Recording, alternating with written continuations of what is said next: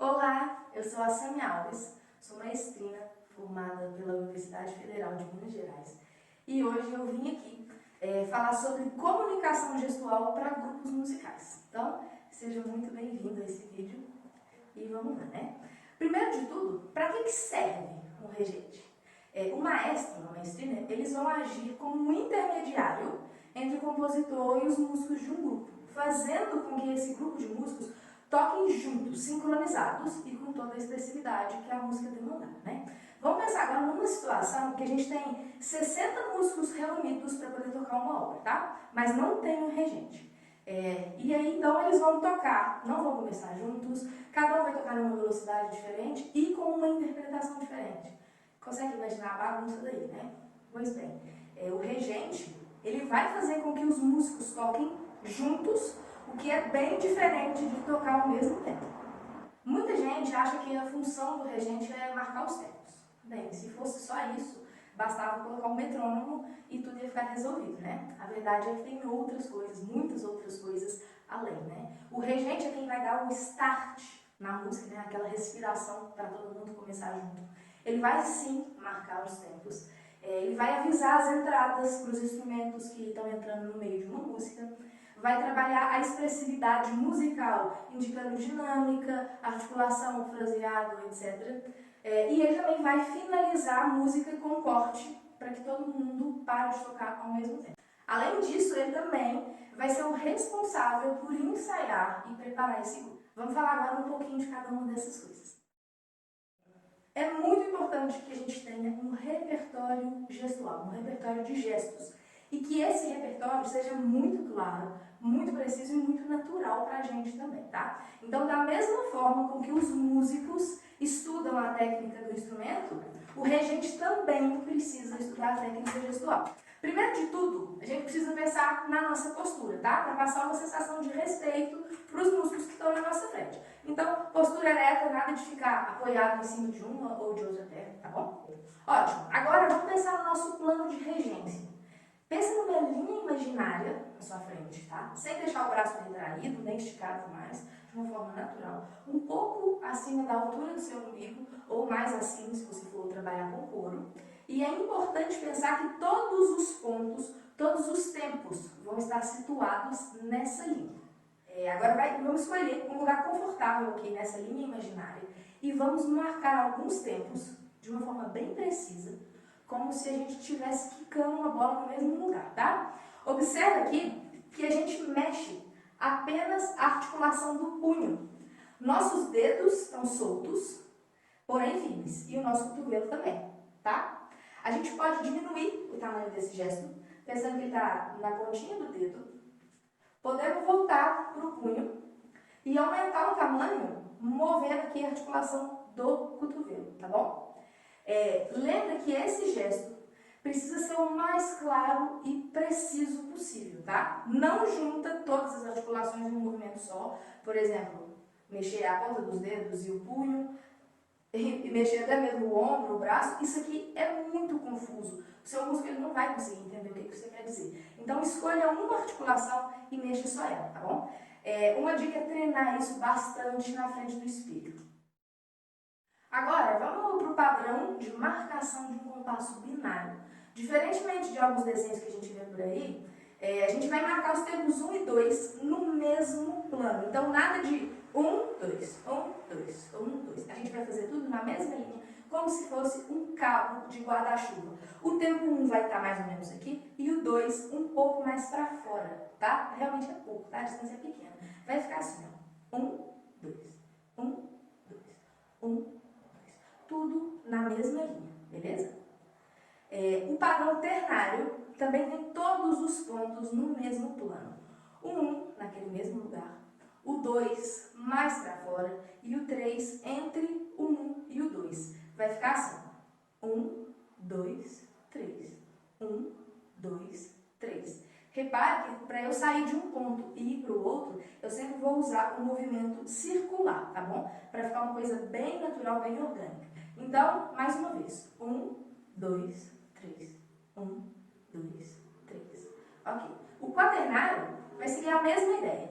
O 1 no mesmo lugar. O 2 agora vem para dentro, o 3 para fora e o 4 entre o 1 e o 3. Vamos lá. 1, 2, 3, 4. 1, 2, 3, 4. 1, 2, 3, 4. É importante treinar esses padrões para que eles fiquem bem naturais, tá? Isso aqui é muito importante. Faça isso também na frente do espelho para você poder se observar. Se for preciso, volta o vídeo, tá? Faça suas anotações, seus desenhos desses padrões de marcação para você não se esquecer. Existe um gesto na regência que é muito importante, que é o levare. Levare é um movimento preparatório, é aquela respiração para todo mundo começar junto. É aqui que o regente vai indicar a velocidade e o caráter da música. Então você pensa, é um gesto só com muita informação. Então ele é muito importante, tá? Sabe aquele momento antes de começar a música, que os músicos estão todos assim, prestando atenção no maestro? Então, eles estão esperando o levare, tá?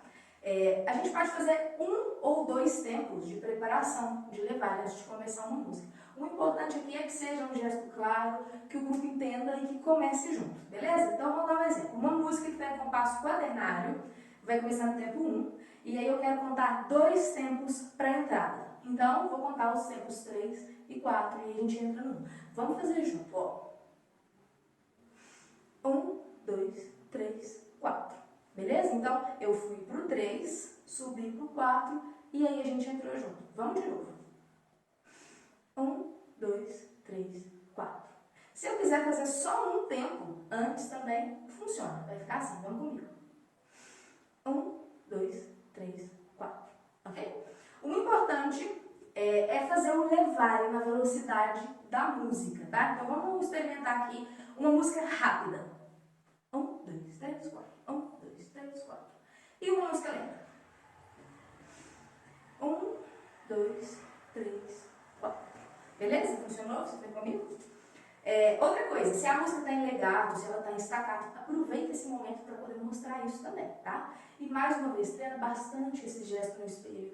Faça variações aí para você treinar o levare. Então, por exemplo, faz aí um compasso quaternário, onde você vai começar a música no terceiro tempo, um compasso ternário, que você vai começar em anacruze, né, no último tempo. Enfim, use a sua criatividade para você treinar o seu levare, para que ele fique bem preciso. Já que a gente falou de staccato e legato, vamos pensar em como que a gente pode demonstrar isso com um gesto, né? Porque uma das funções do maestro é demonstrar as articulações. Então, staccato é um som seco. Então, a gente precisa de um gesto seco, né? O legato são notas ligadas. Então, a gente precisa de um gesto bem ligado também, quase horizontal, tá bom? Evita aqui no legato de fazer muito movimento com o dedo, virando a mão e tal, porque isso aqui vai confundir seus músicos, eles não vão saber onde é que está um ou dois, enfim. Menos é mais, tá bom? Um exercício para você treinar também na frente do espelho. Você vai começar bem staccato, bem sequinho, vai passando por um gesto mais neutro e vai transformar isso em legato, tá? O mais legato que você conseguir. E depois você pode fazer o caminho inverso, indo do legato para o staccato também. A gente falou muito de mão direita por enquanto, e a gente tem a esquerda também. A nossa mão esquerda, ela vai aparecer de uma forma diferente, mas complementar. E a gente precisa praticar bastante isso para poder desenvolver essa independência das mãos, porque isso vai nos dar várias possibilidades e a mão esquerda vai ser uma grande aliada na nossa expressividade. Então, se a gente quiser fazer um crescendo, por exemplo, ou um decrescendo, ela vai ajudar. Se a música tiver alguma passagem com uma melodia bem marcante, uma coisa bem cantável, assim, a gente pode desenhar a melodia com a mão esquerda também, né? E para dar entrada para algum instrumento que vai começar lá no meio da música, a gente vai usar também a nossa mão esquerda, beleza? E já que a gente falou desse ponto de dar as entradas, é um ponto muito importante. É claro que talvez você não consiga avisar todos os músicos que forem entrando no decorrer da música, mas tem algumas entradas que são muito importantes, tá? Por exemplo, músicos que ficaram muitos, dezenas de compassos sem tocar ou cantar, instrumentos que vão fazer algumas melodias ou partes importantes na música. Inclusive, isso ajuda até mesmo a direcionar a escuta do seu ouvinte, tá? Então, de quem estiver assistindo o seu conselho. Para dar entrada, a gente já sabe, né? Nós vamos usar a mão esquerda, Mas, além disso, é importante aqui a comunicação visual. Então, olhe bem para o seu músico, para o seu naipe com antecedência, respira com eles e faz o levar bem feito e pronto, tá? Ele vai entrar na hora certa. Então, por exemplo, vamos imaginar aqui um trompete, ele vai entrar no terceiro tempo de uma música, tá? Então eu vou olhar para o trompete, vou respirar com ele e vai funcionar. Vamos lá, você olha o trompete, tá? Vou fazer um compasso antes, tá? Então vamos. 1, 2, 3, 4, 1. Trompete. Beleza? Ficou claro, né? Vai dar certo, ele vai entrar. Outra coisa que é importante da gente falar é sobre o tamanho do nosso gesto. Se a gente faz um gesto muito aqui, pequenininho, muito tímido, quase escondido, primeiro que não vai passar segurança para o grupo, né? E talvez eles nem enxerguem direito o que a gente está fazendo. E o contrário também, se a gente faz um gesto muito grande, desnecessário, pode perder toda a expressividade. Então a gente precisa escolher um tamanho que seja capaz de transmitir clareza e segurança ao mesmo tempo. E que seja confortável, claro, né? Natural.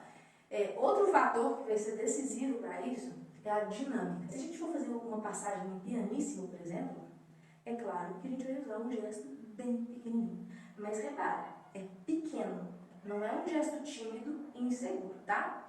Já se a gente for fazer um mezzo forte, um mezzo piano, a gente pode utilizar um gesto médio.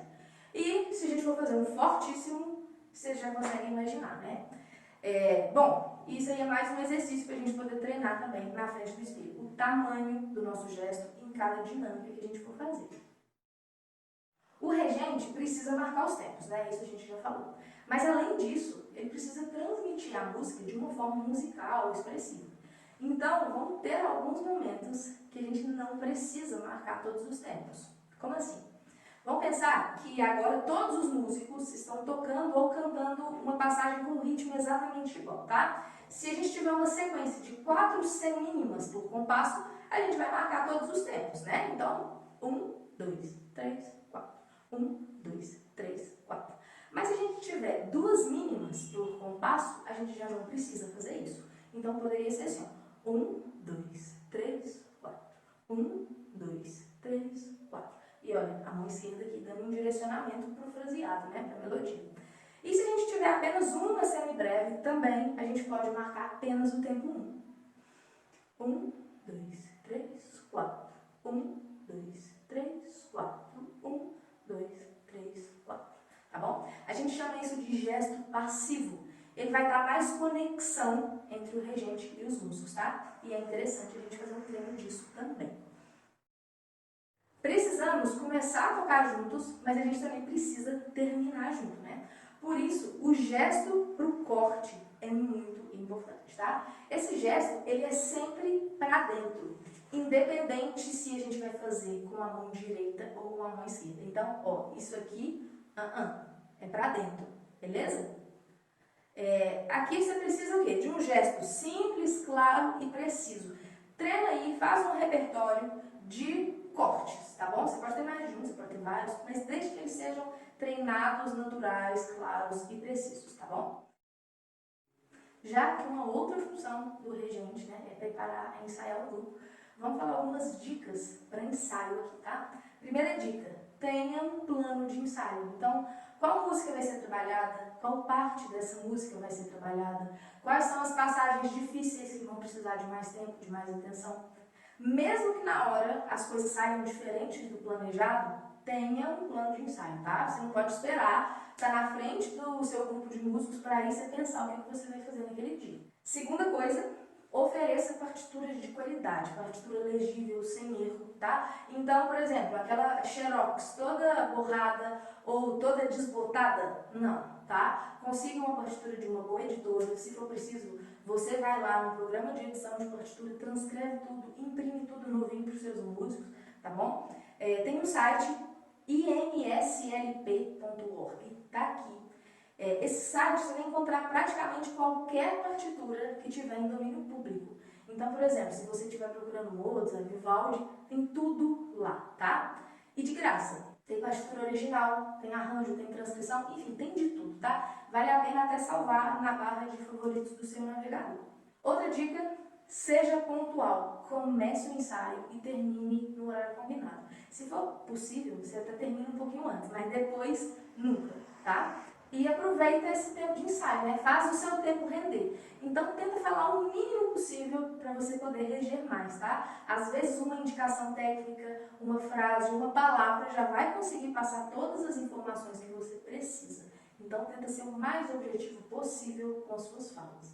Outro ponto é a comunicação visual. É muito importante. Se você tiver o tempo todo olhando para a sua postura, você não vai conseguir olhar para os músicos e não vai estabelecer uma conexão com eles.